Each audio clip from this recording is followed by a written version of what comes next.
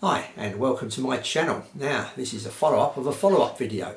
I didn't think I'd be getting 3 videos out of one set of speakers, but I managed to do it somehow. Right, okay, first of all, let's just recap for anyone that don't know what I've been talking about, what's been happening with these speakers. I've got them and I thought it was pretty good. I just thought it's just lacking maybe just a little bit of bass when I used my Sansui 331. As I moved up the amplifiers, the bass seemed to return kind of thing, had a bit more grunt to it, and I was happy kind of thing. Didn't think much more of it than that. I had them against the wall when I done that review because, like I say, the bass was a bit lacking on that 331. And one of my subscribers come through and turned around and said he's got that 331. He's got these speakers. They should be off the wall. Shouldn't have shouldn't have to have them against the wall to get the bass out of them. There's plenty of bass in there. So that made me investigate. So maybe why mine isn't like that. So I see these 2 little caps inside. I thought I'll replace them. Lucky enough, I had a couple in stock kind of thing. I say in stock, but there was out of other speakers, so there was second-hand caps, but I managed to use them. And as soon as I put them in there, more chunkier cap, to near enough the same value. It was a 3.3 and I'm sure mine said 2 microfarads, but it must have been a 2.2 in parallel. So I replaced them with a 6 microfarad, and this sprung them into life. Pulled them again off the wall, Sansui 331, no problem at all, sounded really nice. So I was happy with them, and kind of that was it. That was my updated video on these speakers. But I had quite a few comments, and a few people mentioned that, one person in particular mentioned that I've wired them up wrong. They're wrong. That 3.3 and 2.2 microfarads is wrong. That should just be a 3.3 microfarad capacitor, and I should have a 4.7 microfarad capacitor across the base unit as well. And I thought to myself, there's a lot of glue in that crossover, so I kind of investigated a bit more, but I couldn't find any other capacitors in there. None was hidden. Pardon me.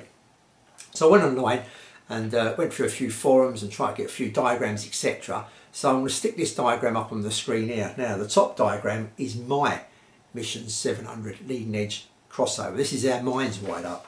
If I just go through it quickly, as you can see, if we look at the tweeter, it's got a 1 ohm 4 watt resistor, then it's got a 2.2 and a 3.3, this is originally in there, microfarad capacitor in parallel, but I've changed that on mine to a 6, just a normal 6 microfarad because I had that in stock. And it's also got an air core coil going down across the tweeter as well, as you can see in that top diagram. And if you look at the driver, the main driver, the base driver, that's got a 670 microhenry ferric coil in that. So that's how that's wired up.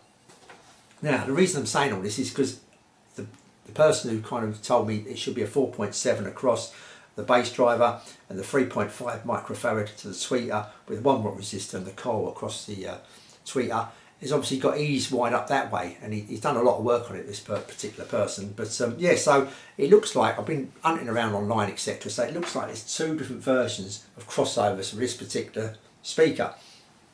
So I've got the top one, but there is others out there that's got the bottom diagram that's up on the screen. So I was just wondering which is the better out of the 2, which come first, which comes second. I wonder if anyone knows really, and which is the better, and what kind of differences that slight rearrangement made.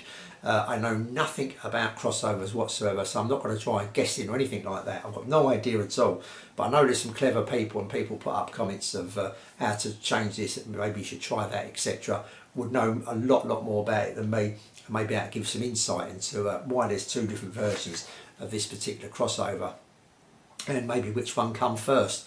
Yeah, so that's it really. It's just a little video just to bring to your attention that, and I thought I was going mad a bit because first of all the sound was kind of out, and I've done that, changed that capacitor, and I kind of think I've got that right, that sounds good now. Then someone's saying, well, that capacitor shouldn't be in there, and I think, well, what's happening here? It's all gone mad. Like one of my last videos I'm going to do probably on speakers and whatever, and I thought I completely mucked it up, you know what I mean? It's complete muck up. What's happened? I've gone crazy all of a sudden.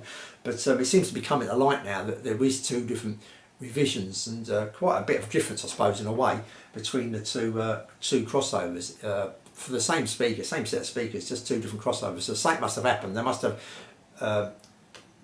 tweaked one of the crossovers over the other. One of these must be a tweaked version.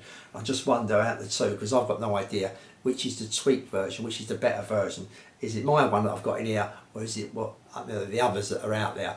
And that other YouTuber that commented has got in these, is that the better crossover, which would give the better sound, which is the kind of better one. So that's it, just a short video, just to put that out there really, just to let you know if you've got these speakers, just in case you didn't realise there's two different versions of crossovers floating about kind of thing for these particular sets of speakers. And I should imagine give slightly different results, I would have thought, somewhere along the line.